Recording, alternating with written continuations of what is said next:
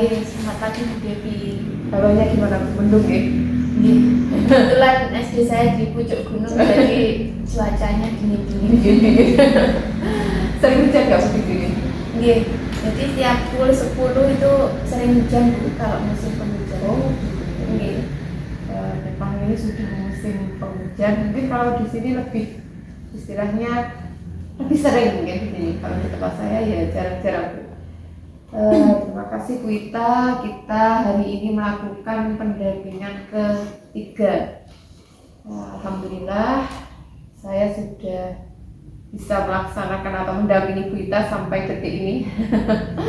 Saya senang sekali bisa mendampingi Bu Ita, bisa mengetahui progres dari awal sampai hari ini. Bu Ita, saya akan menjelaskan fokus pendampingan untuk hari ini. Tema pendampingannya adalah implementasi pembelajaran yang berpihak kepada murid. Selanjutnya, fokus pendampingannya yaitu refleksi hasil survei atau penilaian sendiri tentang kompetensi guru penggerak, diskusi rencana penerapan pembelajaran sosial emosional, diskusi hasil prakarya 2 kemarin. Kemarin kan kita sudah pelajari pelaksanaan tahapan kerja ya Bu ya. Nah hari ini kita akan bahas hal tersebut. Nah, Bu Ita, apa saja proses yang sudah berjalan selama 1 bulan terakhir ini?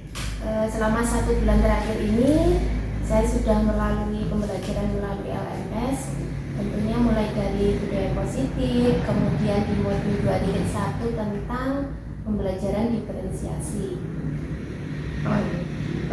Kemudian apa tindak lanjut dari pendampingan sebelumnya? Tindak lanjutnya, saya benar berharap pengajar praktek bisa mendampingi saya supaya saya lebih paham dengan tugas-tugas yang ada di LMS. Lebih mantap, memantapkan diri untuk tetap semangat mengikuti pendidikan guru penggerak. Kalau di akhir itu, kalau saya dulu ya Bu, di akhir itu semangatnya yang berkurang. Mungkin karena gimana ya, sudah lelah dengan tugas-tugas, banyaknya tugas. Bu Ita, apa capaian dari Bu Ita selama 1 bulan terakhir ini? Untuk capaian, tentunya saya sudah mengikuti pembelajaran dengan alur merdeka. Di sini saya mempelajari pembelajaran diferensiasi, tentunya yang berpihak kepada murid. Jadi dengan melihat gaya belajar mereka, kemudian menerapkan diferensiasi ini kepada anak-anak di dalam kelas. Ternyata perbedaan di kelas itu bisa kita istilahnya bisa kita gunakan untuk memacu murid itu akan lebih baik, kata gitu ya. Karena di pembelajaran berdiferensiasi ini kita tahu apa sih perbedaan antara murid satu dengan yang lainnya. Mungkin murid ini punya kelebihan di bidang menggambar, tapi dia tumpul di bidang yang lain. Ada yang dia senang bernyanyi atau punya kelebihan bernyanyi, tapi dia menggambar nggak bisa sama sekali.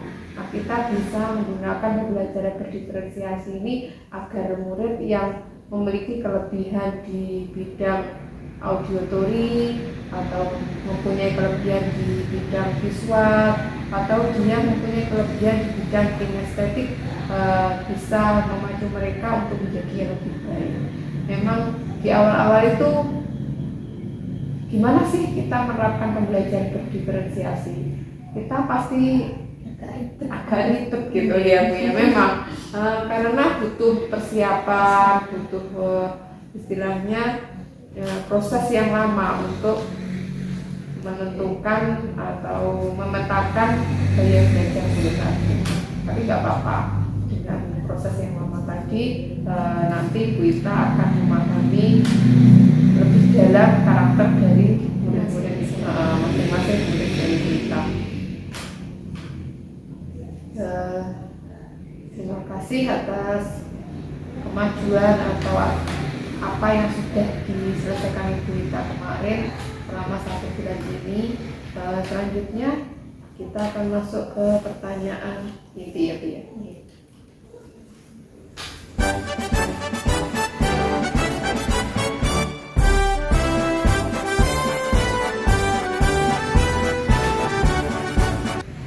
Ibu Ita pasti sudah menjenengan sebutkan ya apa saja hasil feedback dari kepala sekolah, kemudian rekan sejawat, dan juga dari murid-murid. Nah, saya ingin tahu siapa saja yang Ibu libatkan untuk meningkatkan kompetensi guru penggerak. Tentunya yang saya libatkan yaitu mulai dari kepala sekolah yang memegang peranan penting di sekolah saya, yang senantiasa mendukung dari perkembangan saya sebagai JGP. Yang kedua, kemudian rekan sejawat yang selalu saya ajak untuk meningkatkan kolaborasi dengan pengembangan saya yang saya ikuti selama JGP. Dan yang ketiga, saya juga melibatkan dari sumber-sumber lain, misalnya dari buku ataupun dari konten-konten yang berhubungan dengan guru penggerak. Seperti itu. Ternyata banyak sekali yang harus dilibatkan ya Bu untuk meningkatkan kompetensi dari guru penggerak ini. Saya juga sangat senang Ibu Rita bisa melibatkan dari berbagai sisi. Nah, tidak hanya dari satu sisi saja, tapi dari berbagai sisi. Nah, Ibu Rita dari 1 bulan ini apakah kita sudah mempelajari modul 2.2? Selama 1 bulan ini saya sudah mempelajari modul 2.2, yaitu tentang pembelajaran sosial emosional. Oh ya, isinya berarti tentang pembelajaran sosial emosional. Bisa dijelaskan sedikit Bu, apa sih pembelajaran sosial emosional ini? Untuk pembelajaran sosial emosional ini tentunya di dalamnya termasuk KSE Bu. Jadi di sini ada kompetensi sosial emosional yang terdiri dari kesadaran diri, kemudian manajemen diri, kemudian kesadaran sosial, kemudian keterampilan berrelasi dan pengambilan keputusan yang bertanggung jawab. Tentunya ini penting sekali untuk diterapkan ke anak-anak. Untuk saat ini apakah ada respon dari anak-anak tentang pembelajaran yang sudah disampaikan Bu Ita? Tentunya anak-anak tidak jenuh Bu selama pembelajaran ya.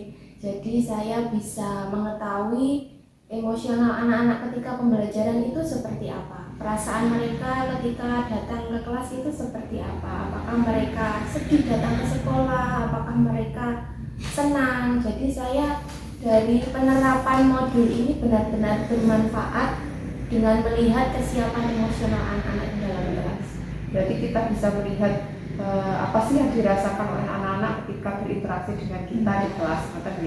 Ternyata pembelajaran itu tidak melulu apa yang dicapai atau hasil dari akhir pembelajaran. Ternyata proses pembelajaran itu juga mempengaruhi yang didapatkan oleh murid. Nah, prosesnya itu apakah anak merasa senang atau sedih atau dia merasa takut, itu juga termasuk dari capaian yang didapatkan oleh murid kita. Nah, ini tentunya adalah pembelajaran baru bagi kita. Ternyata proses dari pembelajaran ini sangat penting untuk murid-murid. Ya, seperti itu ya Bu termasuknya.